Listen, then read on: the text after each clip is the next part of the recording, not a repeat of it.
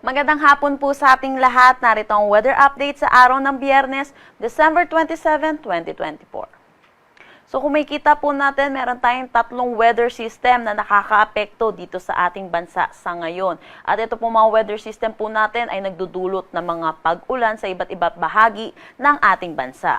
Unahin na po natin ang Intertropical Convergence Zone or ITCZ na magdadala po ng maulap na papawirin na may mga kalat-kalat na pag-ulan dito sa may Visayas, Mindanao, Mimaropa, Bicol Region, pati na rin dito sa may Quezon. Samantala, yung northeast monsoon po natin ay bahagyang humina, kaya ito pong shear line natin o yung salubungan na mainit at malamig na hangin ay nag-shift po yung kanyang axis. Kaya asahan po natin, makakaranas din po ng maulap na papawirin na may mga kalat-kalat na pag-ulan dito sa may Cagayan, Apayao at Isabela. Samantala, yung northeast monsoon po natin ay asahan din po natin magdadala rin po ng mga pag-ulan dito sa may Batanes at Babuyan Islands. For Metro Manila, nalalabing bahagi ng ating bansa, asahan po natin makakaranas naman tayo ng bahagya hanggang sa maulap na papawirin na mataas ang tsansa ng mga localized thunderstorm pagdating sa hapon at sa gabi. Sa ngayon, wala naman tayong minomonitor na anumang bagyo or low pressure area sa loob at labas ng ating Philippine Area of Responsibility. Para naman sa magiging panahon natin bukas, asahan pa rin po natin, makakaranas pa rin po tayo dito sa malaking bahagi ng Luzon ng bahagya hanggang sa maulap na papawirin na may mga isolated rain showers or mga isolated light rains. At patuloy po makakaapekto itong Intertropical Convergence Zone po natin dito sa may Bicol Region, kaya asahan pa rin po natin ang mga pag-ulan. Agwat ng temperatura for Metro Manila, 25 to 31 degrees Celsius, Lawag 23 to 31 degrees Celsius, Tugigaraw 23 to 28 degrees Celsius. For Baguio, asahan natin ng 17 to 24 degrees Celsius, Tagaytay 22 to 28 degrees Celsius, at Legazpi 24 to 29 degrees Celsius. Para naman dito sa Palawan, Visayas at Mindanao, kung makikita po natin, malaking bahagi pa rin po ang makakaranas po ng maulap na papawirin na may mga pag-ulan. Dulot po ito ng Intertropical Convergence Zone or ng ITCZ. Agwat ng temperatura for Calayan Islands at Puerto Princesa, 25 to 30 degrees Celsius. Dito naman sa Zamboanga, 25 to 31 degrees Celsius. Gayon din dito sa may Cebu. Asahan naman po natin for Tacloban at Davao, 24 to 31 degrees Celsius. Dito naman po sa Iloilo, 25 to 31 degrees Celsius. At gayon din dito sa may Cagayan de Oro.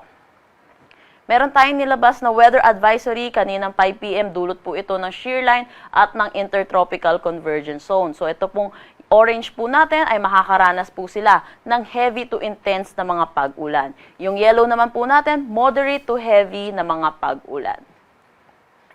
Para naman po sa susunod na araw, Sunday po natin, asahan po natin makakaranas pa rin po malaking bahagi ng eastern section ng ating bansa. Kasama na ang Palawan na moderate to heavy na mga pag-ulan. Kung maalala din po natin, tuloy-tuloy din po ang mga pag-ulan dito po sa mga nasabi po nating areas. Kaya pinapaalalahanan po natin ang mga kababayan po natin na possible pa rin po ang mga localized flooding at mga pagguho ng lupa. Para naman po Monday ay asahan po natin bahagya na pong hihina ang epekto ng Intertropical Convergence Zone at ng ITCZ, kaya onting bahagi na lang po ng ating bansa ang makakaranas ng moderate to heavy na mga pag-ulan. Meron na tayong gale warning at ito po ay nakataas dito sa coastal waters ng Batanes, Babuyan Islands, northern coast ng mainland Cagayan, Ilocos Norte at Ilocos Sur. Kaya pinapaalalahanan po natin ating mga kababayan na delikado po pumalaot sa mga nasabing seaboards po natin. Para naman po sa magiging panahon natin sa susunod na 3 araw, kung makikita naman po natin, more on maaliwalas naman po ang ating panahon na aasahan, lalo na po dito po sa ating bisperas po ng bagong taon. Pero kung makikita po natin, Legazpi by Sunday, asahan po natin, makakaranas pa rin naman po sila ng maulap na papawirin na may mga kalat-kalat na pag-ulan. Dulot po ito ng Intertropical Convergence Zone. Pero by Monday at Tuesday, improving na po ang ating weather. For Metro Manila, agwat ng temperatura 23 to 31 degrees Celsius, Baguio City 16 to 24 degrees Celsius, at Legazpi 24 to 32 degrees Celsius. Para naman dito sa Visayas ay asahan po natin, makakaranas naman po sila ng improving weather or maaliwalas na panahon na po ang aasahan. Pero asahan pa rin po natin ang mga localized thunderstorm pagdating sa hapon at sa gabi. Agwat ng temperatura for Metro Cebu, 25 to 32 degrees Celsius. Iloilo City, 25 to 32 degrees Celsius. At Tacloban City, 25 to 32 degrees Celsius. For Mindanao, asahan po natin yung Metro Davao po natin, 3 araw pa rin po sila makakaranas ng mga pag-ulan. Dulot po ito ng Intertropical Convergence Zone. At dito rin po sa Zamboanga, by Sunday, makakaranas pa rin po sila ng mga pag-ulan. Pero sa Cagayan de Oro, throughout the 3 days, ay asahan po natin maaliwalas na panahon ang kanilang aasahan. For Metro Davao, agad ang temperatura 24 to 32 degrees Celsius, Cagayan de Oro 25 to 32 degrees Celsius, at Zamboanga City 25 to 33 degrees Celsius. Ang sunset mamaya ay 5:35 p.m. at ang sunrise bukas ay 6:19 a.m.